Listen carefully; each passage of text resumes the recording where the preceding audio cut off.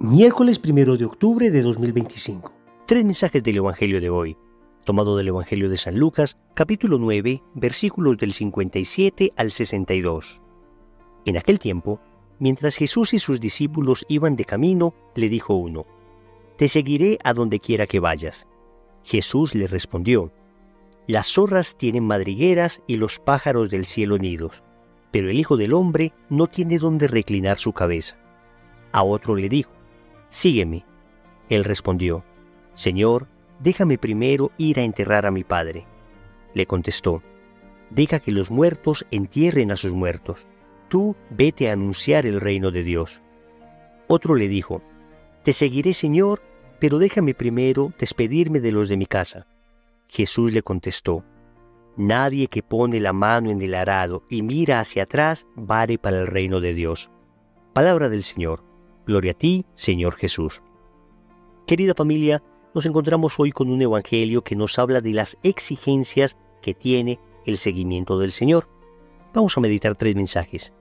Primero, seguir a Jesús es ir más allá. Segundo, seguir a Jesús es dejar seguridades materiales. Tercero, seguir a Jesús es dejar apegos afectivos. Vamos con el primer punto. Seguir a Jesús es ir más allá. Querida familia, hay muchos personajes importantes a lo largo de la historia. No obstante, Jesús no es simplemente uno más de estos importantes personajes. Ni siquiera es simplemente uno que resalta sobre los demás. Amigos, Jesucristo es Dios hecho hombre, Dios encarnado. Todos los demás personajes que tuvieron extraordinarias ideas, que fundaron importantísimos movimientos filosóficos, movimientos teológicos, movimientos sociales, son hombres. Hoy podemos encontrar su tumba en algún lugar y ahí están sus restos mortales. En cambio, Jesucristo murió por nuestros pecados, pero al tercer día resucitó.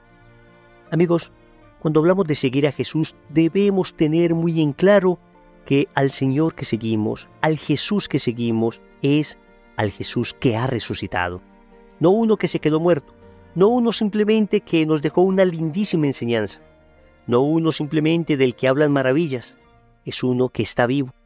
Y por eso decimos que seguir a Jesús es ir más allá, porque podemos seguir las ideas de grandes filósofos, podemos seguir las ideas de grandes pensadores, pero a lo mucho seguiremos eso, sus ideas. Cuando hablamos de seguir a Jesús, nos referimos no solo a seguir las palabras de Jesús, es que seguimos a la persona de Cristo, es que amamos a la persona de Cristo porque Él está vivo. Óyeme bien, Cristo está vivo, ha resucitado, verdaderamente ha resucitado, lo decimos en Pascua.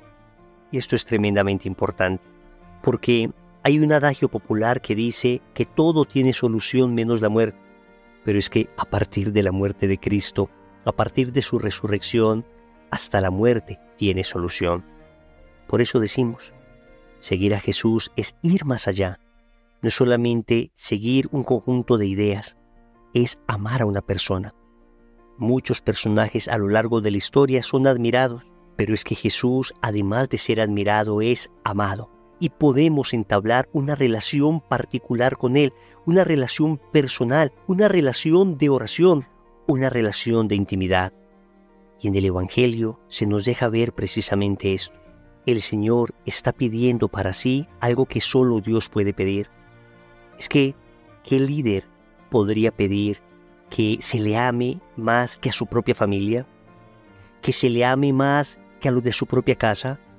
Pues solo Dios puede pedir eso. Y es que efectivamente Jesús es Dios. Segundo, seguir a Jesús es dejar seguridades materiales. Aparece una persona, un escriba, y le dice a Jesús: «Maestro, te seguiré a donde vayas». Jesús le respondió: «Las zorras tienen madrigueras y los pájaros nidos, pero el Hijo del Hombre no tiene dónde reclinar la cabeza». Amigos, nosotros nos engañamos poniendo nuestras seguridades en las cosas materiales, en el dinero. El Señor nos ha advertido sobre esto y nos dijo que el dinero puede ser robado por los ladrones. Las polillas pueden corroer ese dinero. Nuestros bienes materiales no son ninguna seguridad, porque en cualquier momento las podemos perder o nos las pueden robar. El Señor nos está diciendo que nuestra confianza debe estar solo en Él. Y si hemos de seguir al Señor, debemos ir renunciando a todas estas seguridades. Atentos con esto.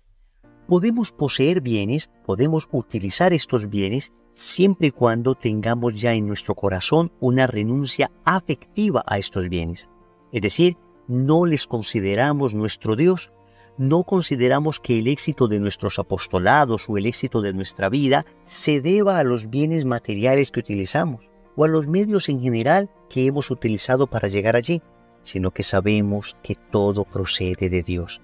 Óyeme bien esta frase. Todo lo bueno procede de Dios.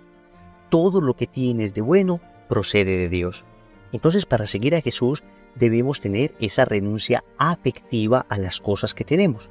Efectivamente podemos hacer uso de ellas, pero afectivamente hemos renunciado de tal manera que le decimos a Dios: todo esto que me has dado lo pongo a tu disposición.